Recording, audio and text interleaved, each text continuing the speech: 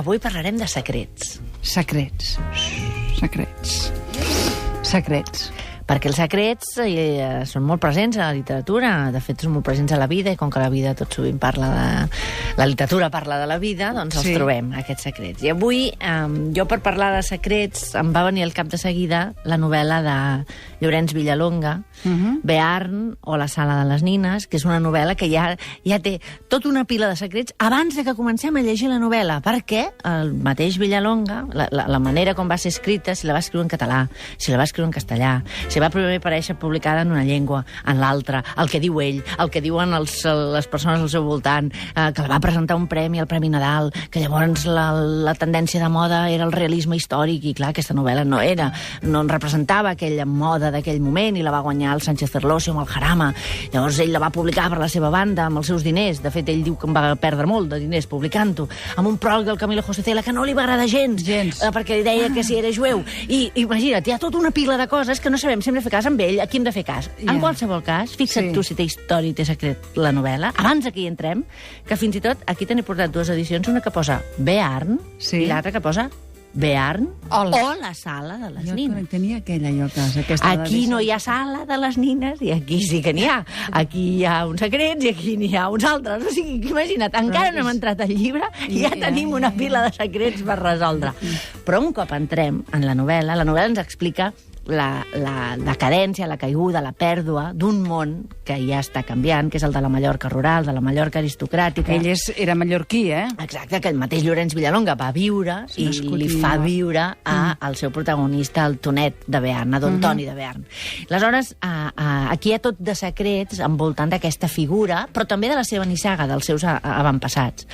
Tonet de Bearn és un personatge carismàtic, fascinant, amb moltes contradiccions, i en les dues parts que té la novel·la ens explica diversos moments de la seva vida. El moment de viure, de viatjar, de conèixer, d'anar-se'n a París, de deixar la seva dona i tenir una relació amb la seva neboda molt jove, dona Xima, que la sedueix, etc. I després, quan ja retorna per tancar-se i escriure.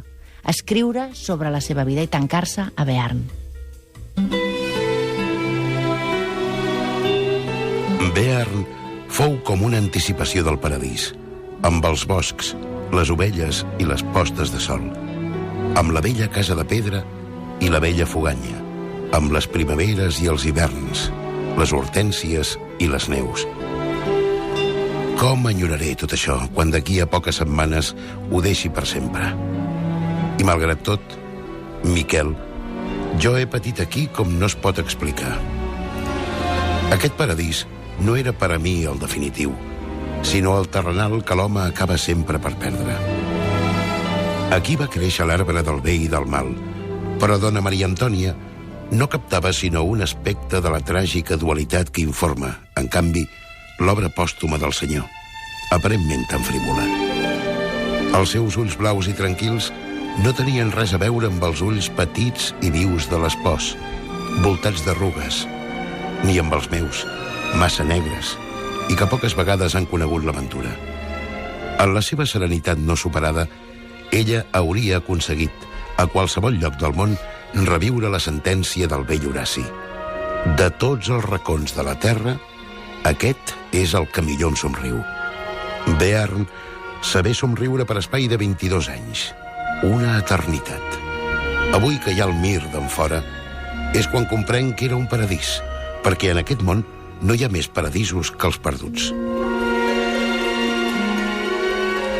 En la veu de Joan Anton Ramoneda. I a propòsit de secrets, Marta, els oients ens diuen, ens en confessen en el Facebook també. Doncs sí, la Núria Ineto diu: malauradament l'any 2009 el meu pare, que després es va suïcidar, dies abans de morir em va demanar que, si us plau, que el dia que morís llegís unes quantes agendes de butxaca perquè en elles, em va dir, hi havia un secret de família. De llavors ençà he estat incapaç de llegir ni una sola fulla perquè em poso a plorar desconsoladament. Sovint estic temptada a llançar-les, de vegades penso que davant la meva impotència fer-li llegir algun familiar, però ningú ho vol fer. Què faríeu? Ell em va insistir-hi molt que les havia de llegir. És que la Núria, jo entenc aquesta mena d'impossibilitat de la lectura. Segurament, com acabarà passant, el temps li donarà el moment de poder-ho fer. és un repte que ha de fer ella. Jo entenc que en vulgui donar-ho a llegir, però també al mateix temps ningú gosi transgredir aquest secret. És una situació vital molt dura, però segurament allà hi ha la veritat que el seu pare volia que ella conegués i en algun moment ho haurà d'acabar fent. És curiós perquè en la història de Bearn o la sala de les nines, aquest narrador que ara sentíem en la meravellosa veu d'en Ramoneda, és algú que també ha viscut un paradís perdut i és algú que ha viscut amb aquell que podria ser que fos el seu pare, perquè Tonet de Bearn mor teòricament sense descendència, però hi ha moltes indicis que ens porten a pensar que aquest Joan que escriu aquesta carta perquè es publiquin les memòries de Tonet de Bearn és el seu fill natural. Ell és capellà i està recordant aquest món de Bearn. Imagina't, 5 lletres que engloben secrets, memòria, és un lloc, però és un llinatge, però és el poble de Bearn, però és la gent, i és moltes coses. Dins aquest Bearn hi ha contingut tots els secrets, també secrets de família i sobretot secrets de vida.